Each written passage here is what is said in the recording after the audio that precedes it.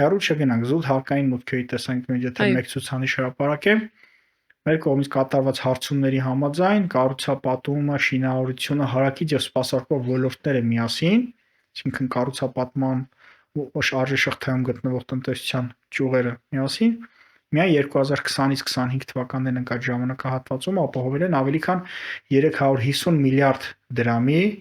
հարկային վճարումներ պետական բյուջե, որը ահռելի մեծ թվային ցուցանիշ է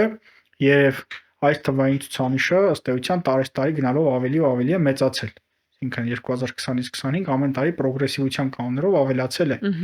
եւ անհրաժեշտ է համապատասխան միջոցառումների իրականացումը, որպեսզի այդ ցուցանիշը հաջորդ տարիներին եւս լինի նման մեծ տեմպերի, նման շարունակականությամբ, իսկ դրա լոկոմոտիվ կարող է հանդիսանալ նոր մեկնարկող քաղաքաշինական ծրագրեր, նոր մեկնարկող քաղաքաշինական ծրագրերի համար